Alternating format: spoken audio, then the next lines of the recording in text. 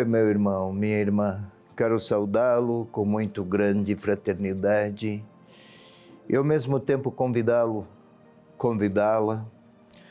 para nossa leitura orante da palavra deste terceiro domingo da Páscoa, 5 de maio.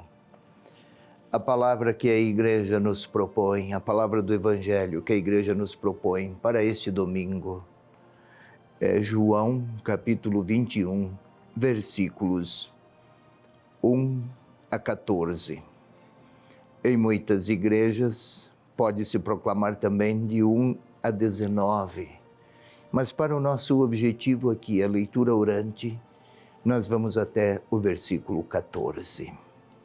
Primeiro, vou ler, como sempre, em vista da leitura orante na segunda parte.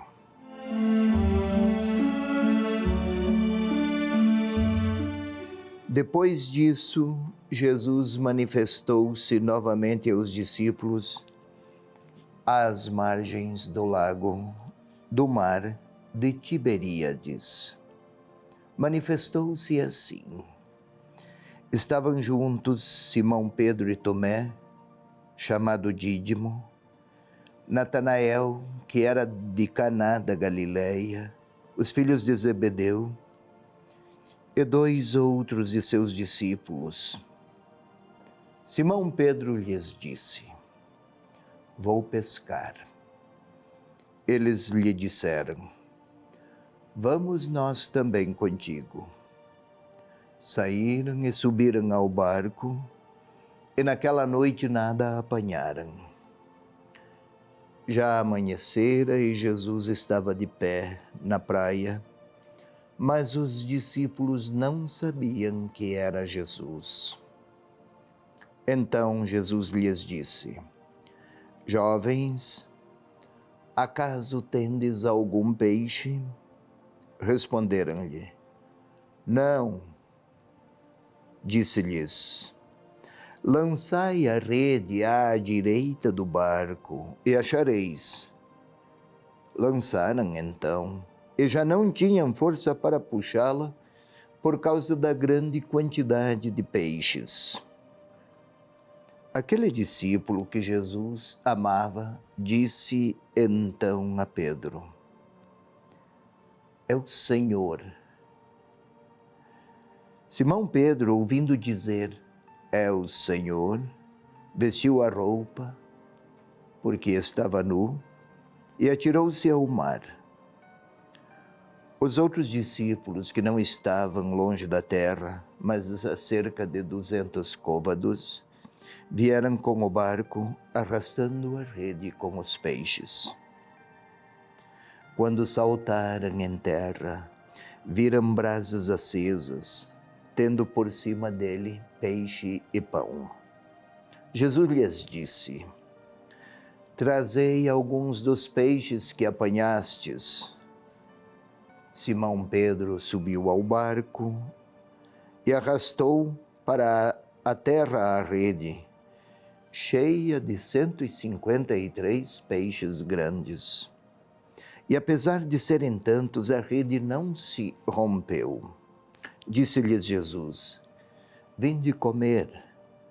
Nenhum dos discípulos ousava perguntar-lhe: Quem és tu? Porque sabiam que era o Senhor. Jesus então aproxima-se, toma o pão e o distribui entre eles, e faz o mesmo com o peixe. Foi esta a terceira vez que Jesus se manifestou aos discípulos, depois de ressuscitado dos mortos. É esta a palavra do Evangelho para este terceiro domingo. Enfatizo mais uma vez, muitas das leituras vão alguns versículos a mais, nos quais Pedro é interpelado 3 vezes se ama o Senhor. Mas para o nosso objetivo, a leitura orante, nós nos fixamos vamos até o versículo 14. Vamos à explicação.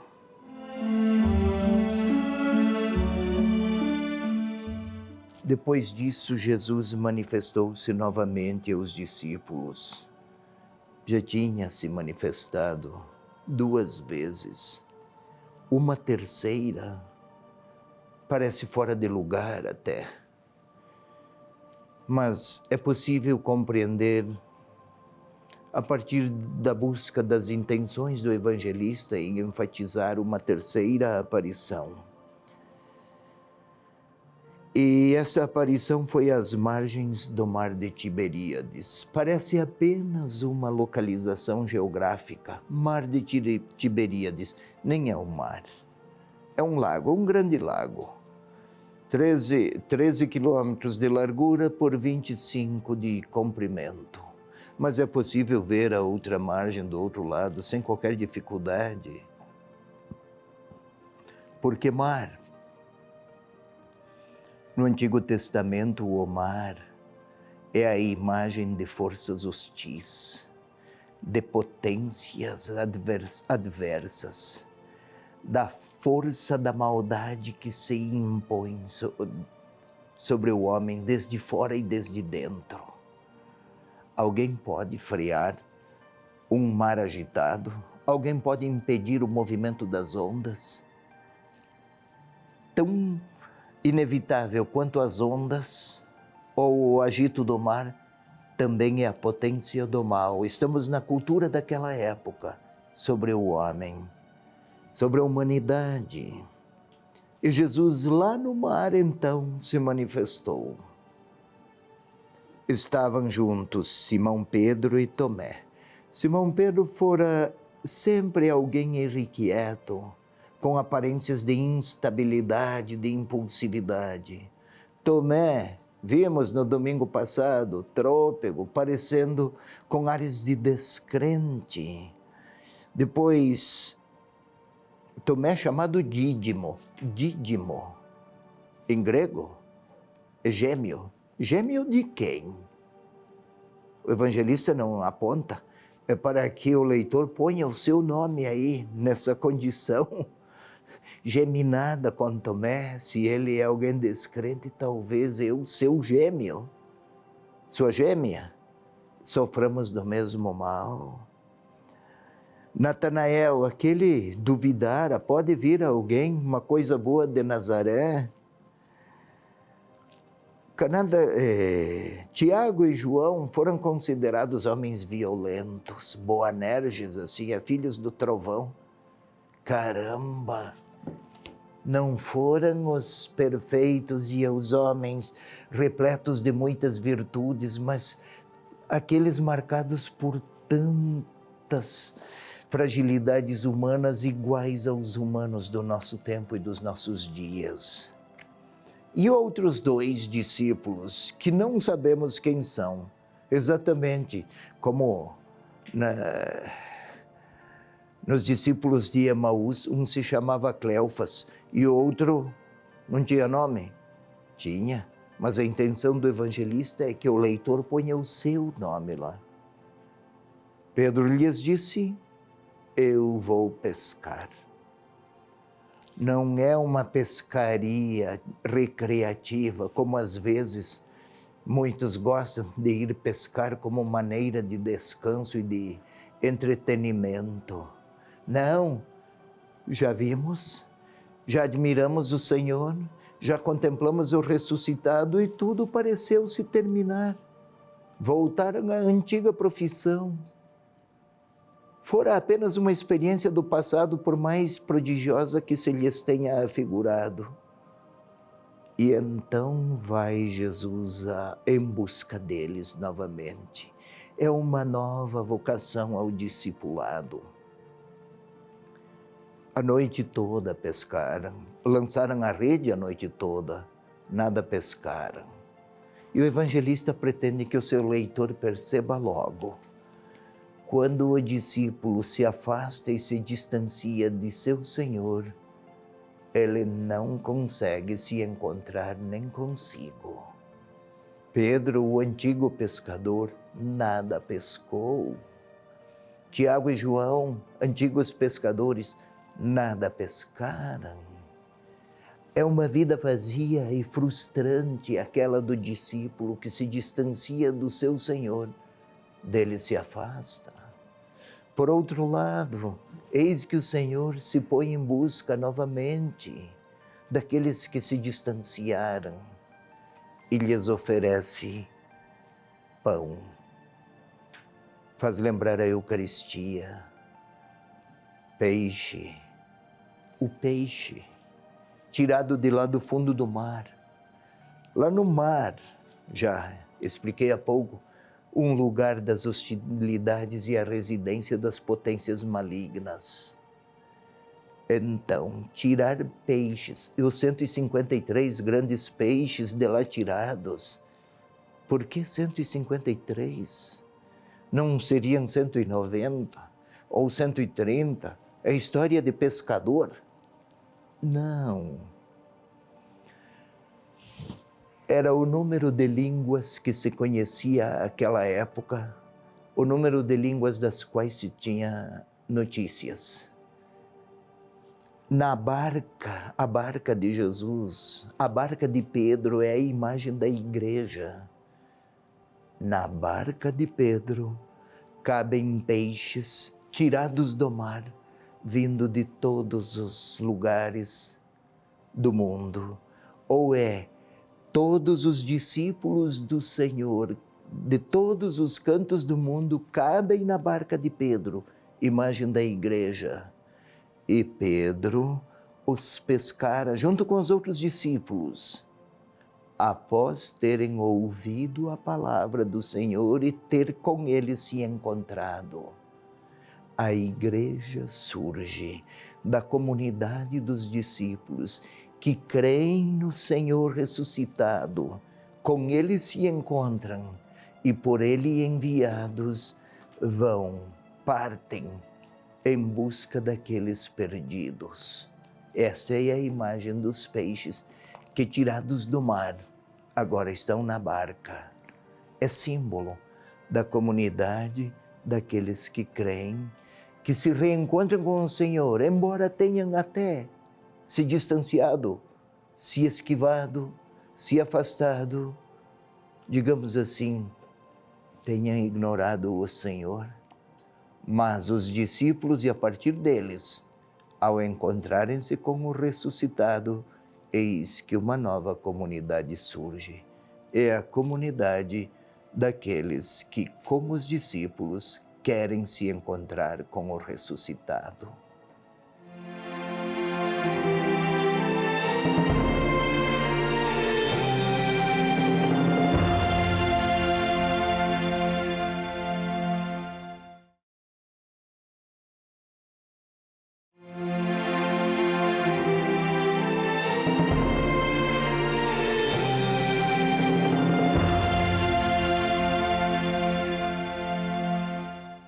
Passemos agora, querido irmão, querida irmã, à segunda parte desse nosso programa Leitura Orante da Palavra. Agora sim, leitura orante. A primeira parte tinha uma finalidade explicativa. Agora queremos juntos orar.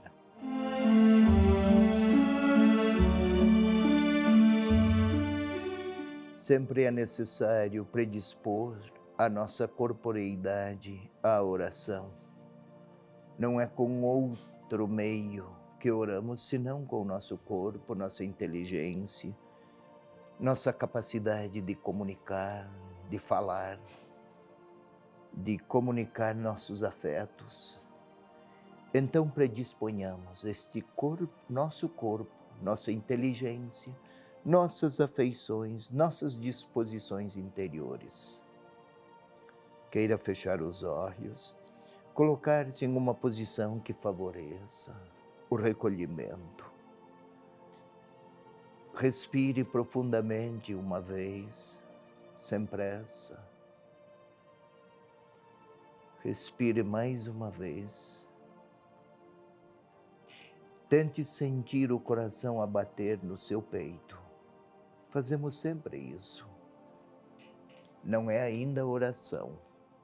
mas é predispor nossa interioridade ao recolhimento orante. Agora, vamos pedir ao Espírito Santo que venha orar em nós, que seja Ele a criar comunhão entre a palavra e nossa inteligência, a palavra do Senhor e nossos sentimentos, a palavra do Senhor e nossa liberdade. O Espírito de Deus, força, luz do próprio Deus, inspirou o autor a escrever. Ele vai inspirar a nós, leitores, não apenas a ler, mas a ler orando. Juntos, então, Espírito Santo, Tu és o amor que procede do Pai e procede do Filho, que em nós foi derramado. Fomos plenificados de Tua presença e de Tua força e de Tua graça desde o batismo. Vives em nós. Faze-nos dóceis, pois. Tu nos conheces. Faze-nos dóceis à palavra, à voz da palavra. Faze-nos dóceis ao Senhor Jesus, que nos chama à comunhão com Ele. Que nossa oração seja resposta à Tua ação santificadora. Glória ao Pai, ao Filho e ao Espírito Santo, como era no princípio, agora e sempre. Amém. Vamos agora ao terceiro passo. Vamos reler o texto, se assim se pode dizer. Reler as cenas, revê-las com nossa imaginação, com nossa capacidade de criar imagens em torno ao cenário que a própria palavra, que o próprio texto propõe. Tente imaginar Pedro, os discípulos Tiago e João, também Tomé, também aqueles dois cujo nome não aparece, também Natanael. Lá está o grupo. Não moram longe de algum mar, do lago da Galileia. João chama Mar de Tiberíades. Não é a pesca de quem está a recrear-se. São profissionais que parecem da pesca, pescadores, que depois de 3 anos com o Senhor voltam à antiga profissão. Tudo já se passara. Tudo fora uma bela experiência, mas ficou para o passado. Lá estão a remar. À época eram assim os barcos, e remam mais adiante, ainda mais adiante, e talvez os vemos, com a nossa imaginação os vemos. É noite, mas ainda alguns traços de luz nos permitem vê-los. Esforçam-se. E poderíamos ver a noite que tornou mais densas a escuridão. Longe estão eles a lançar as redes. Quanto esforço, quanto sacrifício. Nada pescaram, os peixes parecem fugir ou eles desaprenderam. Continuam, são perseverantes, mas também abatidos. E alguém lhes chama. Grita-lhes em alta voz, estão distantes. A pergunta: tendes algum peixe? Desde lá do centro do lago, de um grande lago, chamam de mar. Gritam, não. É possível imaginá-los frustrados, desmotivados, inquietos, amargurados, quem sabe. E a resposta que lhes vai desde a praia, quem lhes chamara, o Senhor ressuscitado, lançai a rede à direita. E eis que as redes se tornam pesadas. Se antes nada vinha, agora estão repletas. Esforçam-se, cansam. Talvez até entreolhem-se em meio ao ambiente escuro. Um fala ao outro até admirado. Como é? Até agora nada. Ouvindo esta voz, os peixes se multiplicam.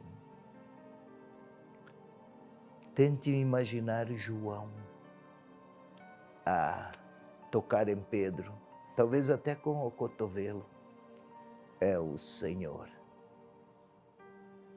Pedro se lança ao mar, põe sua veste, estava nu, não se tratava de nudez completa, vestes menores, põe sua túnica, assume sua identidade, vai até o Senhor.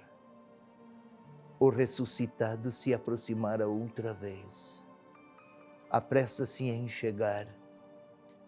Nem os peixes, nem deles, dos peixes se lembra, e da noite tão marcada por sofrimento, por esforços.